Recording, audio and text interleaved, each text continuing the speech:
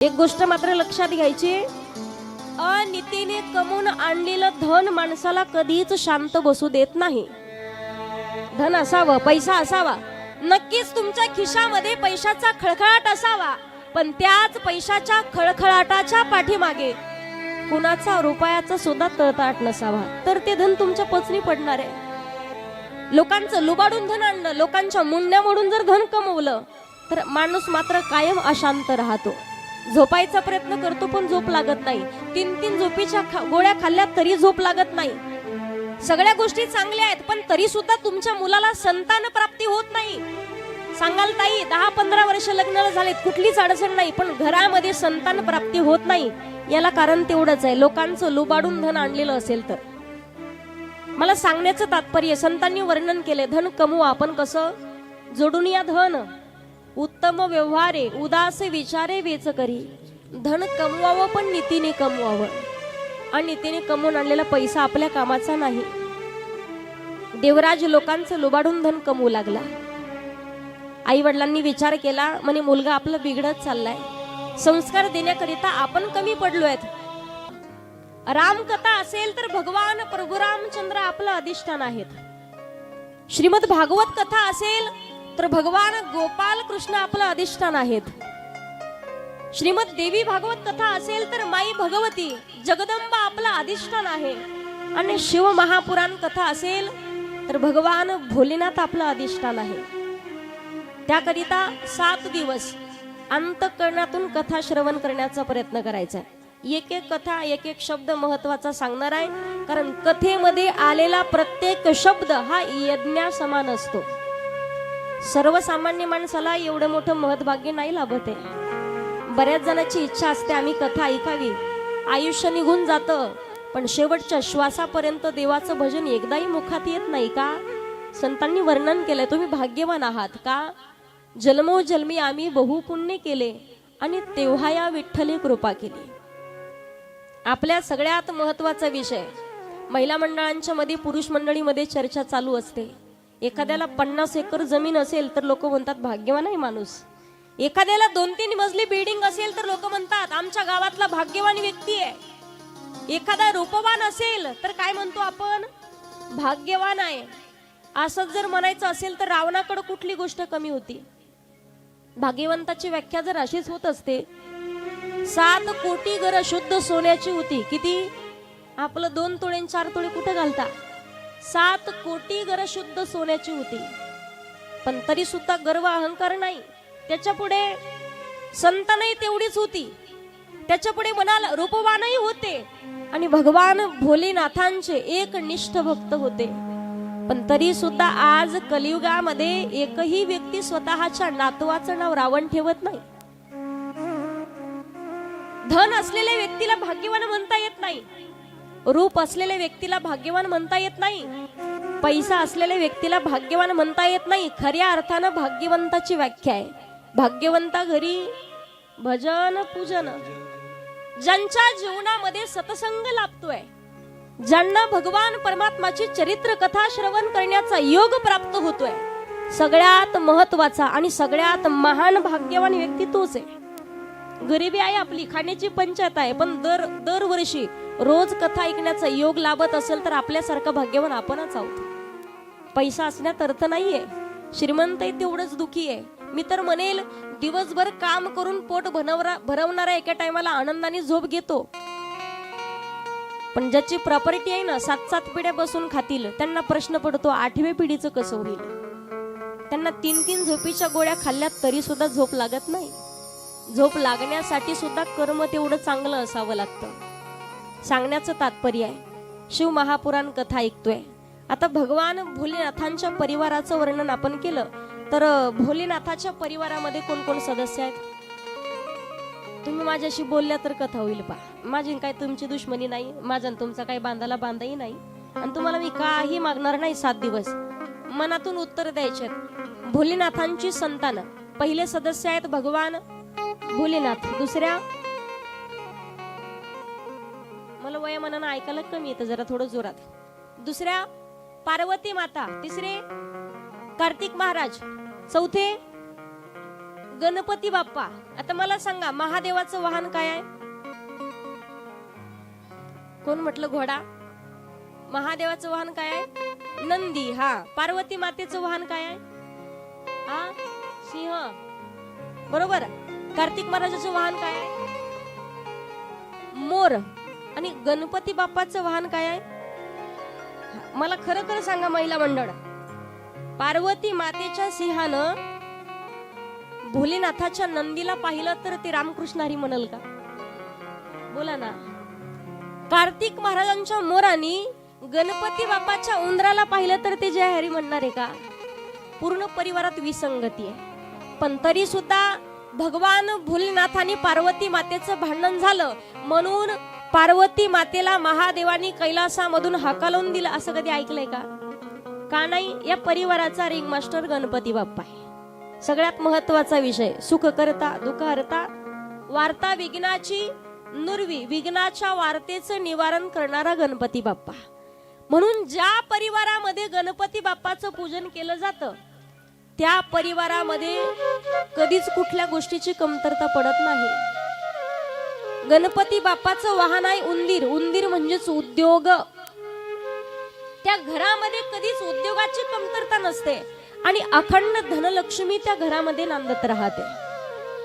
सांगण्याचं तात्पर्य आहे, पूर्ण परिवारात विसंगती आहे पण तरी सुद्धा कुठल्याही प्रकारे घरामध्ये भांडण तंटा नाही, कारण गणपती बाप्पा या परिवाराचे रिंग मास्टर आहेत.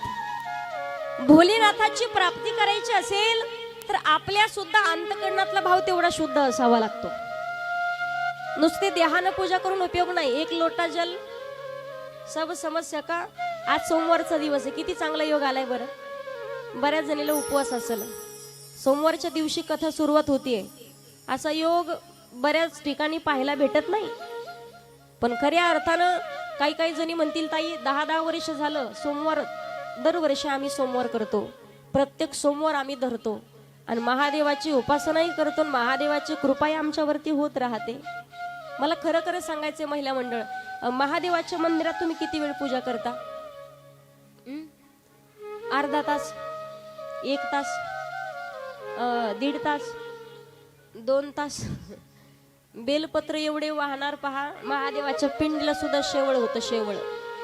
एवढं पाणी टाकू नका हे माझं म्हणणं नाही, तेच तर तुम्हाला समजावून सांगणार आहे मी की कसं पाणी घातलं पाहिजे, बेलपत्र कसं वाहिलं पाहिजे. बेलपत्र वाहताय तुम्ही, पाणी वाहतात, पण मन मात्र त्या ठिकाणी नाही. फक्त देहानं क्रिया चालू असते, देहानं पूजन चालू असतं, पण देहानं पूजा करण्यात अर्थ नाहीये. सगळ्यात श्रेष्ठ पूजा कुठली असेल तर ती मानस पूजा असते. देहानं पूजा करावी पण मन त्या ठिकाणी स्थिर असलं पाहिजे. बऱ्याच जणी 2 नाही 4 तास पूजा करा महादेवाची, पण खरं खरं सांगायचंय, तुम्ही देवळातल्या मंदिरात महादेवाची 4 तास पूजा केली आणि घरच्या महादेवाने जर भाकरी वाचून डोळे पांढरे केले तर जमतील का? नाही ना. घरचाही महादेव तेवढाच महत्वाचा आहे, तेव्हा देवळातला महादेव आपल्यावरती कृपा करणार आहे. त्याकरिता अंतकरणातला भाव शुद्ध असावा. म्हणून शुद्ध ज्याचा भाव झाला आणि दुरी नाही देव त्याला. संतांनी सुंदर वर्णन केले पहा. भगवान राष्ट्रसंत श्री तुकडोजी महाराज सांगतात, मनी नाही भाव मने देवा मला, मनी नाही भाव मने देवा मला, देव आशा पावायचा नाही रे, देव बाजारचा भाजीपाला नाही, देव बाजारचा भाजीपाला नाही, देव बाजारचा भाजीपाला नाही, देव बाजारचा भाजीपाला नाही, देव बाजारचा भाजीपाला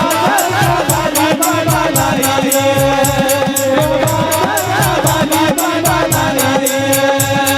देवा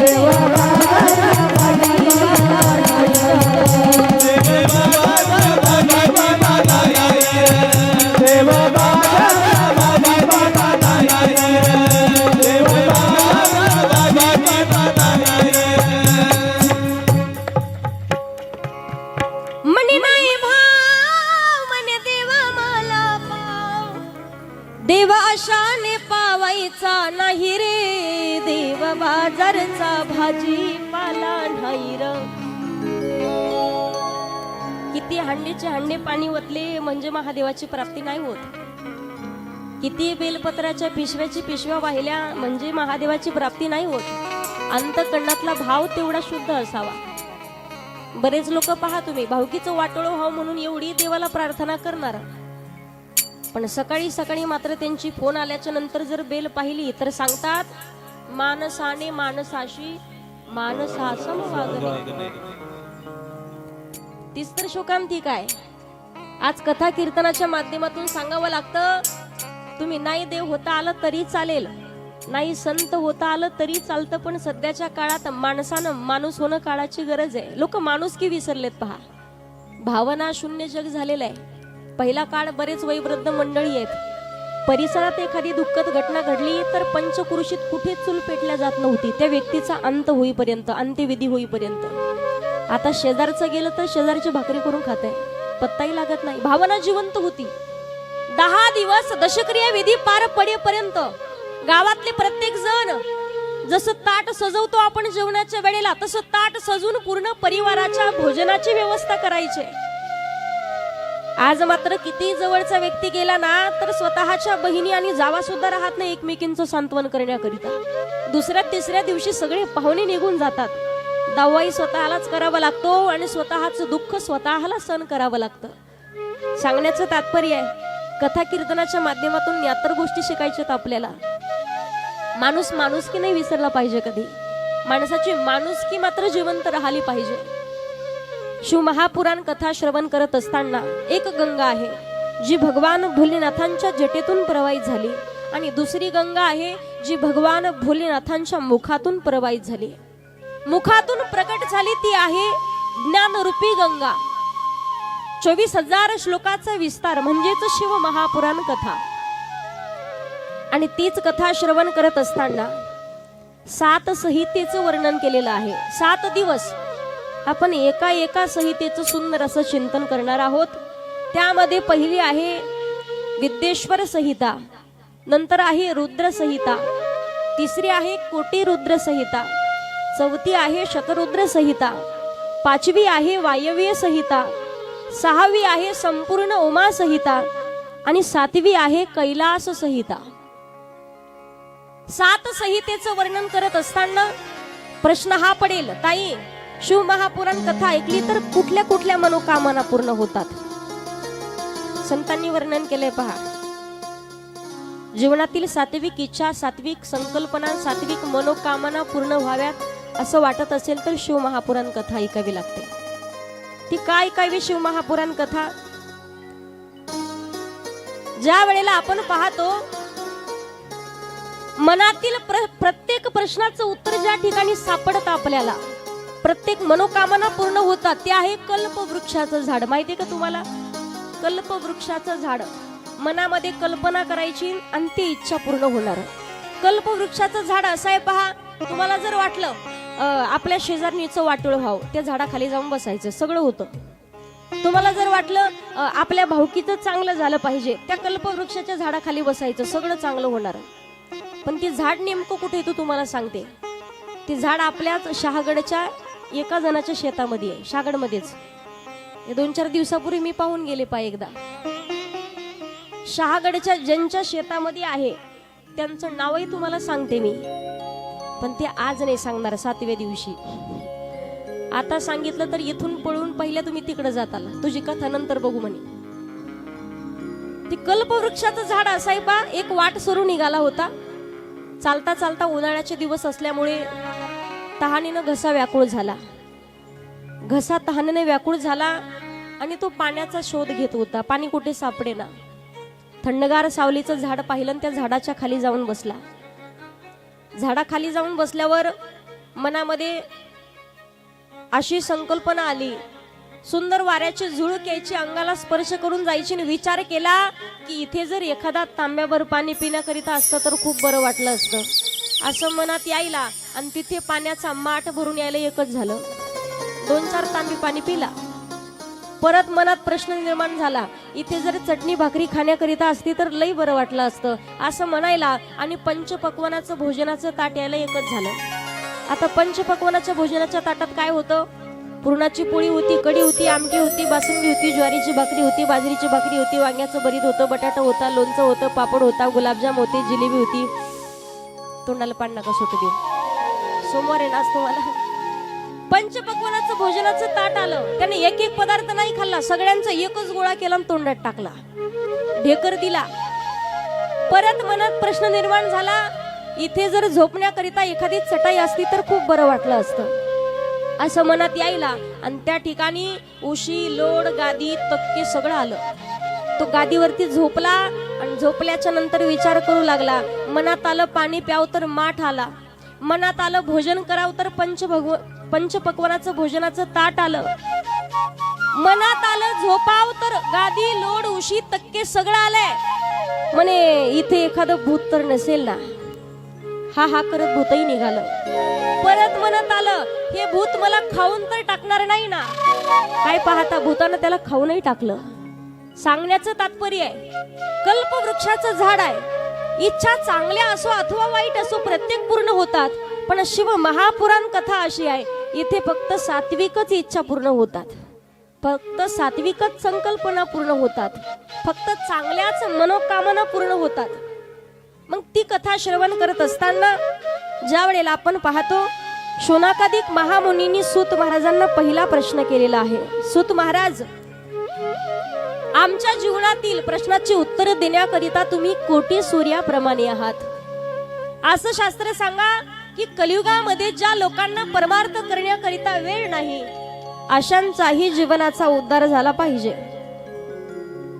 ज्या वेळेला कथेला प्रारंभ झाला आणि पहिली कथा सांगू लागले, ज्यानं आयुष्यभर पापाशिवाय दुसरं काहीच केलं नाही, वाईट कर्म करत राहिला, पण तरी सुद्धा त्याला शिवदूत येऊन शिवलोकाला घेऊन गेलेत. सगळ्यात पहिली शिव महापुराण कथेमध्ये कथा येते. सूत महाराज शौनकादिक महामुनींना सांगतात, देवराज नावाचा एक ब्राह्मण आहे. लक्षपूर्वक ऐका. देवराज नावाचा ब्राह्मण होता किरात देशामध्ये. नावानं फक्त ब्राह्मण होता, पण ब्राह्मणाचा कुठलाही गुण त्याच्या अंगात नव्हता. आता ब्राह्मण म्हटलं तर त्रिकाल संध्या करावी लागते, सकाळी, दुपारी आणि संध्याकाळी. त्रिकाल संध्या करावी लागते, 3 वेळा पूजा करावी लागते. खायचं काय, प्यायचं काय, राहायचं कुठं, कोणाचं खावं कोणाचं नाही खावं, सगळ्या गोष्टीचा विचार करावा लागतो. का? त्यांना भगवंताची पूजा करायची असते. हा देवराज फक्त नावानं ब्राह्मण होता, पण ब्राह्मणाचा कुठलाही गुण त्याच्या अंगात नाही. वाईट वर्तणूक करू लागला, वाईट वागणं चालू झालं. एवढं वाईट वागायचं, एवढं चुकीचं वागायचा की काही कालांतरानं त्याच्या आईवडिलांना विचार केला, हा लोकांचं लुबाडून धन आणायचा, लोकांची लुबाडून प्रॉपर्टी कमवायचा, याचं त्याला त्याचं त्याला. कित्येक लोकांचं वाटोळं त्याच्यामुळे झालं होतं. कोणाकोणाचं सोनं स्वतः चोरी करून घेऊन यायचा. पण एवढं वाईट कर्म करत असताना